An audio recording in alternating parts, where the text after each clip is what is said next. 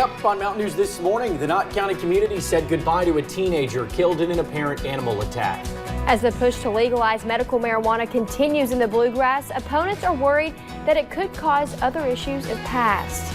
And as one Eastern Kentucky hospital prepares to close their doors, another is making plans to offer more services to fill the gap.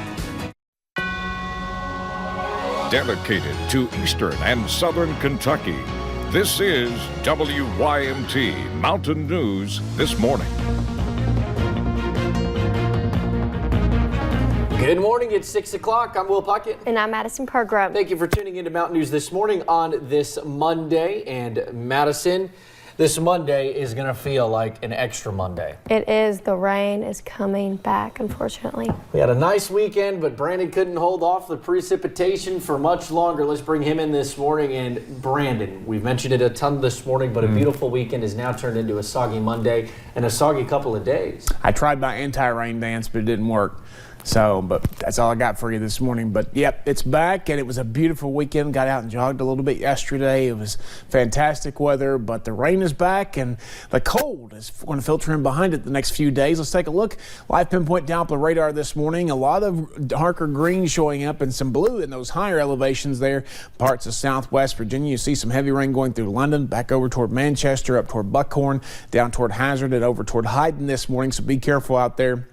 39 Hazard, Ashland, Williamsburg, Somerset, 36 in Harlan and Wise. I think most of us will start out in the upper 30s and low 40s this morning. 49 is your forecast high, and those rain chances aren't going anywhere today, but you'll see some breaks in them at times. I'll have the rest of that forecast coming up here in just a little bit. Madison. Thank you, Brandon. Well, family and friends gathered Sunday in Knott County to say goodbye to a 13-year-old boy. Corey Godsey died in an apparent animal attack last Tuesday in the Emelina community. WYMT's Lacey Roberts was there as his life was celebrated. Vibrant and full of life are just a few words used to describe 13-year-old Corey Godsey. We never think it could happen here in a little place like Hindman, Kentucky. A young life taken. A community left with questions. Our county has been in shock. Worried about what could happen to their families when times like this may come. What are we going to do? What would we do? With more than 5 decades in business, Danny Terry, owner of Hindman Funeral Services, says he has never seen anything like this before. It pulls at my heartstrings, and my grandchildren, you know, they're worried about this little boy. Shouldn't worry. Worry's a lack of faith, but we worry that something like this could happen to ours. But as thoughts linger, a community still continues to show their love and support. That's just kind of the way our people in East Kentucky are. The cream will come to the top. A family still mourning hopes this situation can help others become more careful. We need to be aware of what's going on around us, and we will be aware for a little while, and then it'll die away, you know, until something else happens. And a community, a family, won't mourn another loss. The funeral is not for the deceased, it's for the family. A time of comfort where they know their neighbors and community care for them. In Hindman, Lacey Roberts, WYMT Mountain News. Those in attendance say Godsey will be missed and their prayers are with the family. And new this morning, Governor Andy Beshear will be making 2 stops in the mountains later today. The governor and his senior advisor, Rocky Adkins, will be in Hazard at 1 p.m. and Jackson at 2:45 p.m. The pair will meet with both city and county leaders at both stops to present grants and discuss coal severance money. We will have a full report on the governor's visit to the mountains later today on WYMT.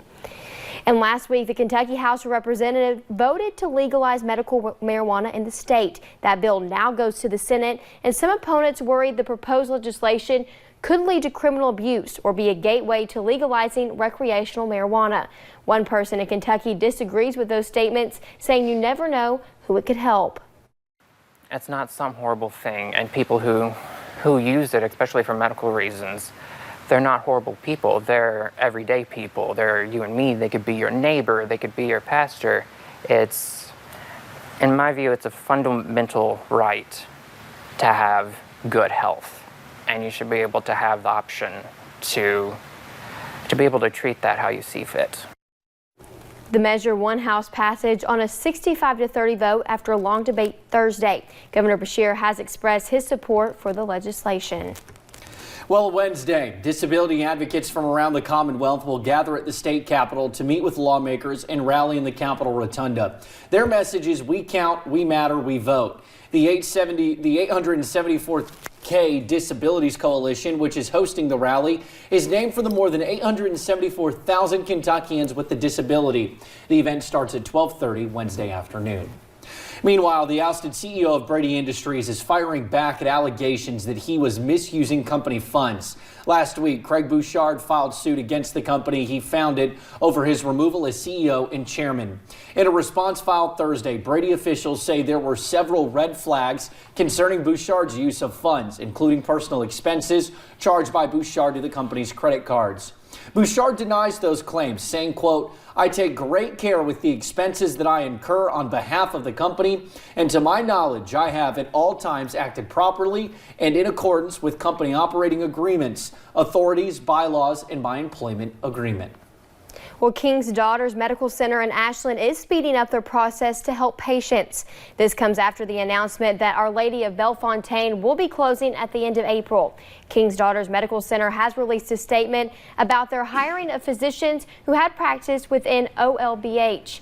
They have also set up a phone line for patients to help with scheduling appointments, transferring medical records, or any other questions. Hospital officials say they are working to open up a new nursing unit and outpatient facility, among other projects. An urgent care facility will also open in Russell. And one of the most anticipated annual food events is back on Tuesday. It's IHOP's Free Pancake Day. The event raises money for Kentucky Children's Hospital. And between 7 a.m. and 7 p.m. Tuesday, you can get a free short stack of buttermilk pancakes and leave a donation of any size for Children's Miracle Network. All the money raised in Lexington, Richmond, Ashland, and Bowling Green goes directly to kids being treated at Kentucky Children's. The reward is now $23,000 for information that would lead to the arrest of the person or persons responsible for killing horses along a strip job in Floyd County. At least 20 horses were found dead back in December. The strip job sits near the Pike and Floyd County line along US 23. Some of the horses shot were only 1 year old or younger, while some others were pregnant. Well, Sunday was the 75th anniversary of the assault on Iwo Jima, and arguably one of the most iconic photos of all time. The picture shows 6 Marines raising an American flag on Iwo Jima.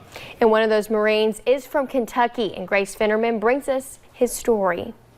You've probably seen this photo. Taken 75 years ago, it's become a symbol for the Marine Corps. It also won the Pulitzer Prize in 1945. What you might not know is one of the Marines pictured is from Fleming County. He is the second one back. That's Dwayne Price. He's the nephew of Franklin R. Sousley, one of the 6 Marines to raise an American flag from the highest point on Iwo Jima. He says his uncle always wanted to fight for his country. The war started, he just wanted to get into the war. And his grandfather and Ray Mitchell talked him out of not going in right away. Sousley got his way. He was drafted by the U.S. Army. Then he enlisted in the Marine Corps.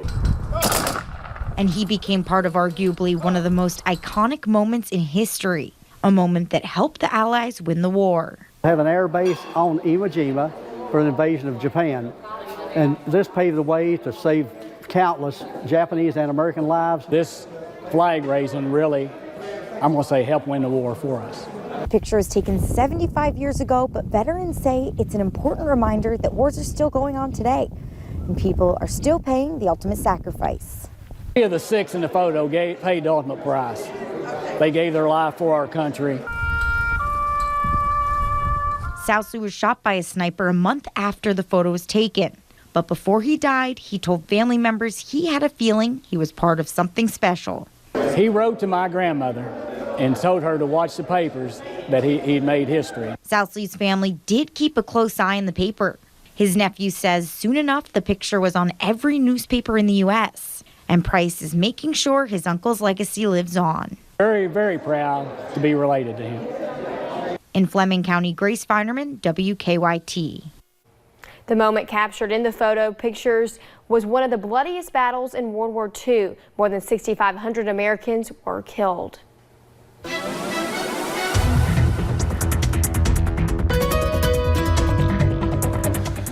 Rain falling down across parts of the region this morning. Let's go right to live pinpoint Doppler radar. Some heavier bands indicated by those darker greens and yellows. So take it easy out there on the roads.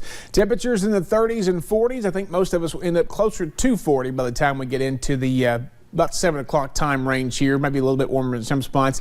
Still warmer than it was this time yesterday. It was cold yesterday morning. Heavy frost, cold on Saturday morning too. Let's look ahead. Rain chances continue today and tomorrow. And maybe some snow possible by Wednesday night and early Thursday. And then much colder behind that cold front. Will?